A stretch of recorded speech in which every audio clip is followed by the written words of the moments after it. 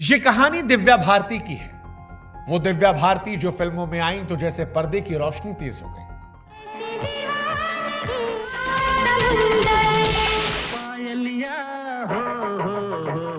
जिन्हें देखकर लोगों को लगा कि यार हमें एक और श्रीदेवी मिल गई, जिनकी मुस्कान मासूम थी लेकिन रफ्तार हैरान करने वाली,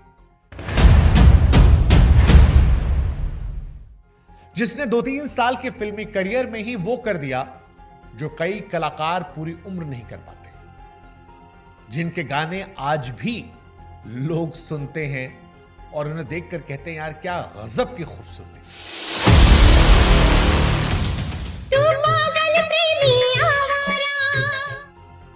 लेकिन दिव्या की मोहब्बत जब पूर्ण हो रही थी तभी वो अधूरे सवालों को छोड़कर इस दुनिया से चली गई, और ये ऐसी मौत थी जिसे आज भी लोग पचा नहीं पाए। बॉलीवुड के अंदर कलाकारों की मौत कोई नई बात नहीं है, लेकिन कई बार कुछ मौतें सिर्फ इंसान को नहीं ले जाती, वो पीछे रहस्य छोड़ जाती है। दिव्या भारती की मौत भी वैसी ही थी, सिर्फ 19 साल की उम्र में, केवल 2-3 साल के करियर में, और एक ऐसे अंत पर जिस पर 3 दशक बाद भी बहस खत्म नहीं हुई है। आज भी लोग सवाल पूछते हैं कि दिव्या भारती की मौत हादसा थी, खुदकुशी थी, या फिर एक गहरी साजिश जिसे इतने शातिराना अंदाज में अंजाम दिया गया कि आज तक वो राज छिपा हुआ है। हर बार हर जवाब के साथ यहां पर एक नया सवाल खड़ा होता है, और यह इसलिए खड़ा होता है क्योंकि दिव्या कोई साधारण स्टार नहीं थी। दिव्या भारती उस दौर की पैदाइश थी जब स्टार बनने में सालों लग जाते थे, लेकिन दिव्या भारती ने चंद महीनों में वो मुकाम हासिल कर लिया था जहां लोग उनमें श्रीदेवी जैसी महान कलाकार की परछाई देख रहे थे। दिव्या की खूबसूरती, उसके एक्सप्रेशन, कैमरे के सामने उनकी सहजता, ये लोगों को हैरान कर रही थी। दिव्या भारती की कहानी हम आपको सुनाएं उससे पहले हमारी आपसे गुजारिश है कि आप क्राइम बुक के चैनल को जरूर सब्सक्राइब कीजिएगा। आमतौर पर लोग वीडियोस देख लेते हैं लेकिन चैनल सब्सक्राइब नहीं करते, इससे आपको अगला वीडियो नहीं मिलता, अगली कहानी नहीं मिलती, और हम चाहते हैं कि ये जो कहानियां हम आपके लाते हैं रिसर्च करके, ये आप तक जरूर पहुंचे, आप इसका लुत्फ उठाएं, इसलिए क्राइम बुक को सब्सक्राइब कर दीजिएगा। अब शुरू से दिव्या भारती कहानी शुरू करते हैं। 1990 के आसपास दिव्या भारती ने फिल्मों में कदम रखा। उम्र बहुत कम थी, पहले साउथ इंडियन फिल्मों में काम किया, तेलुगु सिनेमा से शुरुआत की, फिर तमिल फिल्मों में दिखी। उस दौर में साउथ सिनेमा में नई एक्ट्रेस को जल्दी मौके मिल जाया करते थे, लेकिन वहां टिकना आसान नहीं था। दिव्या भारती वहां सिर्फ टिकी नहीं बल्कि नोटिस की गई। मुंबई पहुंचते ही जैसे किस्मत ने रफ्तार पकड़ ली। जहां एक नई अभिनेत्री को इंडस्ट्री में घुसने में सालों लग जाते हैं, वहीं दिव्या भारती ने एक ही साल में करीब 10 फिल्में साइन कर ली। कुल मिलाकर 14 हिंदी फिल्में, जिनमें 3 उनकी मौत के बाद रिलीज हुई, जबकि उसमें 80% से शूटिंग ज्यादा हो चुकी थी। दिव्या की फिल्म विश्वात्मा का गाना सात समंदर पार, जिसे आजकल कार्तिक आर्यन ने भी रिक्रिएट किया है और लोग कह रहे हैं कि क्या वाहियात रिक्रिएशन है। ये गाना उस दौर में जब दिव्या भारती पर फिल्माया गया था तो ये सुपर डुपर हिट हुआ था। आज भी घर घर में इस गाने को लोग देखते, सुनते, जानते हैं। शादियों में अक्सर ये बजता है। शाहरुख खान की फिल्म दीवाना आपको याद होगी। दीवाना जैसी फिल्म में शाहरुख खान और ऋषि कपूर के साथ काम मिला। दिव्या भारती ने अपने काम से प्रभावित किया। शोला और शबनम में गोविंदा के साथ उनकी जोड़ी जबरदस्त हिट रही। सिर्फ 2 साल में दिव्या भारती इंडस्ट्री की टॉप यंग एक्ट्रेस में गिनी जाने लगी। कुल मिलाकर करीब 20 फिल्में, जिसमें 14 हिंदी की थी और 6 साउथ की, और ये सब तब जब उनकी उम्र केवल 19 साल थी या उससे भी कम थी। इसी तेज रफ्तार जिंदगी के बीच उनकी मुलाकात होती है साजिद नाडियावाला से। शोला और शबनम के सेट पर गोविंदा के जरिए पहली मुलाकात, फिर बातचीत बढ़ी, नजदीकियां बढ़ी और बहुत कम वक्त में प्यार हो गया। साजिद नाडियावाला उस वक्त इंडस्ट्री में एक उभरते हुए प्रोड्यूसर थे, लेकिन एक सच्चाई यह भी थी कि वो पहले से शादीशुदा थे। इसके बावजूद साल 1992 के आखिरी महीनों में दिव्या भारती और साजिद नाडियावाला ने इस्लामिक तरीके से शादी कर ली। काजी ने निकाह पढ़ाया। दिव्या भारती का नाम बदलकर सना नाडियावाला हो गया। हालांकि यह शादी दुनिया से छिपाई गई, वजह बताई गई करियर। इंडस्ट्री में कोई नई बात नहीं है। कई हीरो हीरोइन अपनी शादी और रिश्ते को इसलिए छिपाते हैं ताकि उनके फिल्मों के बिजनेस पर असर न पड़े। दिव्या भारती बहुत नई थी, फिल्में लगातार मिल रही थी, पैसा शोहरत दोनों आ रहे थे, इसलिए तय हुआ कि सही वक्त आने पर शादी का खुलासा कर दिया जाएगा। 1993 में साजिद नाडियावाला ने दिव्या भारती के लिए मुंबई के वर्सोवा इलाके में एक फ्लैट लिया, तुलसी अपार्टमेंट, 5वीं मंजिल, 3 बेडरूम का फ्लैट। ये फ्लैट न साजिद के नाम था न दिव्या के नाम। वो वहां पर किराएदार के तौर पर रहती थी। कभी कभी उनके भाई कुणाल भारती आते थे, माता पिता अलग रहते थे। जिंदगी बाहर से काफी परफेक्ट दिख रही थी। काम था, पैसा था, नाम था, शादी था। लेकिन सवाल यहीं से शुरू होता है, क्या सब कुछ सच में जितना आसान था उतना दिख रहा था? क्या इतनी कम उम्र में इतनी तेज रफ्तार संभालना आसान होता है? और क्या दिव्या भारती के निजी रिश्तों में सब कुछ ठीक था? तारीख आती है 5 अप्रैल साल 1993, जिस दिन ये कहानी हमेशा हमेशा के लिए बदल जाती है। 5 अप्रैल 1993 को यह तारीख दिव्या भारती की जिंदगी का आखिरी दिन साबित हुआ। लेकिन उस दिन की शुरुआत बहुत आम दिनों जैसी थी। सुबह हैदराबाद में शूटिंग हुई, वही भागदौड़, वही यूनिट, वही कैमरे, वही जल्दी जल्दी सीन खत्म करने की कोशिश। दिव्या भारती उस वक्त एक साथ हिंदी और साउथ इंडियन दोनों फिल्में कर रही थी। यही वजह थी कि उनका शेड्यूल बहुत टाइट था। उस दिन शूटिंग के दौरान उनके पैर की उंगलियों में चोट लग गई, बैंडेज बंधा था, दर्द था, लेकिन काम रुका नहीं। दोपहर के आसपास शूटिंग खत्म हुई और शाम को मुंबई रवाना हो गई। शाम होते होते वर्सोवा के तुलसी अपार्टमेंट स्थित अपने फ्लैट पहुंची, 5वीं मंजिल, जहां पर 3 बेडरूम का फ्लैट, और वो किराएदार के तौर पर थी। इत्तेफाक से उसी दिन दिव्या भारती ने मुंबई में अपना एक 4 बेडरूम का फ्लैट भी खरीदा था। ये बात बाद में पुलिस जांच में सामने आई। दिव्या इस डील को लेकर बहुत खुश थी, क्योंकि 19 साल की लड़की जिसने कुछ ही सालों में इतना नाम पैसा कमाया था कि वो मुंबई जैसे शहर में अपना घर खरीद सके, ये उनके लिए बहुत बड़ी बात थी। उन्होंने अपने भाई कुणाल भारती को घर बुलाया और ये बात खुशी खुशी बताई, माँ बाप को जानकारी दी, आसपास के लोगों से बात की। जांच में बात सामने आई कि उस दिन दिव्या भारती का मूड अच्छा था, वो परेशान या डिप्रेस नहीं थी। यही बात बाद में सुसाइड थ्योरी के खिलाफ सबसे बड़ा तर्क बनी। अगले दिन यानी 6 अप्रैल को फिर शूटिंग के लिए मुंबई से बाहर जाना था, लेकिन पैर की चोट और नए घर की खुशी की वजह से प्रोड्यूसर से शूट एक दिन आगे बढ़ाने की बात कही। प्रोड्यूसर ने सहमति दे दी, यानी अगले दिन की कोई जल्दी नहीं थी। शाम ढलते ढलते दिव्या भारती अपने फ्लैट में थी, तभी उनके करीबी दोस्त और मशहूर फैशन डिजाइनर नीता लुल्ला का फोन आता है। नीता वही डिजाइनर थी जो दिव्या भारती की ज्यादातर फिल्मों के कॉस्ट्यूम डिजाइन करती थी। प्रोफेशनल रिश्ता कब दोस्ती बदल गया था, ये किसी को पता नहीं चला। नीता लुल्ला ने कहा कि वो अपने पति डॉक्टर श्याम के साथ उनके घर आना चाहती है। कुछ आने वाली फिल्मों के कॉस्ट्यूम और कैरेक्टर को लेकर दिव्या भारती से बात करनी है। दिव्या भारती ने उन्हें बुला लिया। रात करीब 9 बजे नीता लुल्ला और उनके पति डॉक्टर श्याम तुलसी अपार्टमेंट के उस फ्लैट में पहुंचे। उस समय घर में कुल 4 लोग थे, दिव्या भारती, नीता, डॉक्टर श्याम और दिव्या भारती की मेड, वही मेड जो बचपन से उनके साथ थी। पहले माता पिता के घर और फिर मुंबई में। ड्राइंग रूम में बातचीत शुरू हुई, साथ में ड्रिंक्स भी। पुलिस रिकॉर्ड के मुताबिक ब्लैक लेवल स्कॉच और एक विदेशी रम की बोतल मौजूद थी। नीता और उनके पति स्कॉच पी रहे थे, जबकि दिव्या भारती रम पी रही थी। स्नैक्स बन रहे थे, माहौल बिल्कुल सामान्य बताया गया। बताया जाता है कि दिव्या भारती बीच बीच में अपनी मेड को आवाज देती थी, कभी कुछ खाने के लिए, कभी पीने के लिए। बातों का सिलसिला यूं ही चल रहा था। टीवी चल रहा था, समय का अंदाजा नहीं था। रात करीब 11 बजे तक काफी ड्रिंक हो चुकी थी और यहीं से कहानी का सबसे अहम हिस्सा शुरू होता है, जिस पर पूरी जांच टिकी थी। जांच के मुताबिक दिव्या भारती उठकर किचन की तरफ जाती है। किचन में वही मेड मौजूद थी। तुलसी अपार्टमेंट के उस फ्लैट में किचन के पास एक खिड़की बताई जाती है। यह खिड़की बाकी खिड़कियों से काफी अलग थी। इसमें लोहे की ग्रिल नहीं लगी थी। मुंबई जैसे शहर में यह अजीब बात है। उस खिड़की के नीचे एक करीब 12 इंच चौड़ी दीवार थी। पुलिस के मुताबिक दिव्या भारती उस दीवार पर बैठने की कोशिश करती है। उनका चेहरा किचन की तरफ होता है और पीठ बाहर की तरफ, यानी वो बाहर नहीं देख रही थी। पुलिस की जांच में यह भी बताया गया कि दिव्या भारती अक्सर ऐसा करती थी। वो खिड़की पर बैठकर मेड से बात करती थी, लेकिन उस रात शराब ज्यादा पी ली थी, संतुलन बिगड़ा और अगले कुछ सेकंड में वो पीछे की तरफ गिर गई।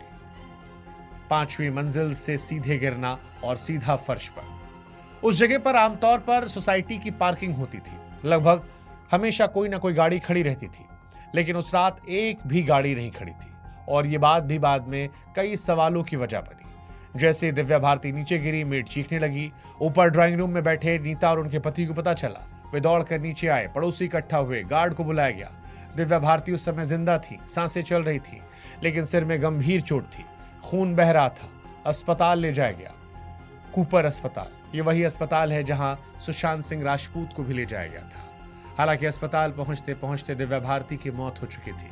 खबर आग की तरह फैली। एक उभरती हुई सुपरस्टार सिर्फ 19 साल की उम्र में अचानक दुनिया से चली जाती है। पूरे देश में सनसनी फैल गई और यहीं से बहुत सारे सवाल उठे कि अगर ये सिर्फ हादसा था तो इतनी सारी अजीब बातें क्यों? अगर ये सुसाइड था तो वजह क्या थी? और अगर ये मर्डर था तो फिर किसने और क्यों किया? दिव्या भारती की मौत की खबर आते ही यह साफ हो गया कि यह कोई साधारण मामला नहीं था। वजह सिर्फ ये नहीं थी कि वो एक मशहूर अभिनेत्री थी, वजह इसलिए भी थी क्योंकि हालात कुछ ज्यादा ही अजीब थे। वर्सोवा पुलिस स्टेशन के अंतर्गत थाने आने वाला केस सीधे पुलिस इंस्पेक्टर जे जाधव को गया।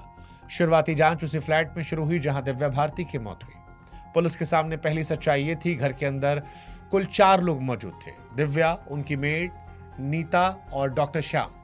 दिव्या भारती अब नहीं थी, बाकी सब थे। जांच का पूरा ढांचा इनके बयानों पर टिका। सबसे पहले मेड का बयान दर्ज हुआ। मेड ने बताया दिव्या भारती शराब पी रही थी, कई बार किचन आई, स्नैक्स मंगाती रही और आखिरी बार जब आई तो खिड़की पर बैठने की कोशिश कर रही थी। उसके मुताबिक संतुलन बिगड़ा, पीछे की तरफ गिर गई। लेकिन यहीं पर एक अहम बात सामने आई। मेड ने यह नहीं देखा कि दिव्या भारती गिरते हुए कैसे नीचे गई। वो उस पल को प्रत्यक्ष तौर पर नहीं देख पाई थी, वो सिर्फ आवाज सुनकर मुड़ी थी। इसके बाद नीता और उसके पति डॉक्टर श्याम के बयान दर्ज हुए। दोनों ने कहा कि वो ड्राइंग रूम में टीवी देख रहे थे, ड्रिंक कर रहे थे। उन्हें पता ही नहीं चला दिव्या कब किचन में गई और कब गिर गई। उनके मुताबिक ये सब 3 मिनट के अंदर हुआ। वो 3 मिनट जो आज भी इस केस का सबसे रहस्यमय माना जाता है। पुलिस के लिए समय बहुत इंपॉर्टेंट था क्योंकि उन 3 मिनटों में जो कुछ हुआ वही इस मौत की असली वजह तय करता। लेकिन उन 3 मिनटों का कोई प्रत्यक्ष गवाह नहीं था। अब पोस्टमार्टम रिपोर्ट सामने आई। रिपोर्ट के मुताबिक दिव्या भारती के शरीर में शराब की मात्रा काफी ज्यादा थी। सिर में गहरी चोट थी। पीठ और सिर पर गिरने की वजह से अत्यधिक ब्लड लॉस हुआ था। शरीर पर हालांकि संघर्ष के कोई निशान नहीं थे, कोई हथियार का जख्म नहीं था, कोई अंदरूनी चोट नहीं थी जो मारपीट की तरफ इशारा करे। डॉक्टरों ने मौत का कारण बताया ऊंचाई से गिरने की वजह से गंभीर चोटें। मेडिकल भाषा में से अननेचुरल डेथ कहते हैं और शायद यही शब्द बाद में भ्रम का सबसे बड़ा कारण बना, क्योंकि आम लोगों ने अननेचुरल डेथ को साजिश से जोड़ दिया, जबकि मेडिकल टर्म में इसका अर्थ होता है कि मौत प्राकृतिक बीमारी से नहीं हुई। इसके बावजूद पुलिस ने सिर्फ एक्सीडेंट थ्योरी पर भरोसा नहीं किया। जांच को अलग अलग एंगल से खोला गया, एक्सीडेंट, सुसाइड और मर्डर। सबसे पहले सुसाइड के एंगल की जांच हुई। सवाल साफ था कि क्या दिव्या भारती ने जानबूझकर अपनी जान दी? पुलिस ने उन्हें करियर, निजी जीवन और मानसिक स्थिति की पड़ताल की।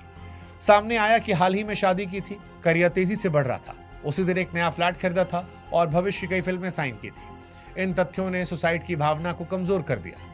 लेकिन फिर कुछ बातें आई। साजिद नाडियावाला से उनकी शादी छिपी हुई थी। साजिद की पहली शादी और परिवार के कारण रिश्तों में तनाव की बातें आई। ये कहा गया कि साजिद की मां और दिव्या भारती के रिश्ते अच्छे नहीं थे। इसके अलावा अंडरवर्ल्ड कनेक्शन की अफवाह भी आई, जो उस दौर में लगभग हर बड़े फिल्म मेकर के साथ जोड़ी जाती थी। इन सब बातों को पुलिस ने नोट किया, लेकिन कोई ठोस सबूत नहीं मिला जो सीधे सुसाइड की बात को साबित कर सके। फिर मर्डर के एंगल से जांच खोली गई। ये सबसे ज्यादा चर्चित और विवादित हिस्सा था। सवाल उठे कि क्या जानबूझकर किसी ने धक्का दिया? क्या यह किसी दबाव, झगड़े या साजिश का नतीजा था? पुलिस ने साजिद नाडियावाला के बयान दर्ज किए, अंडरवर्ल्ड कनेक्शन की जांच की।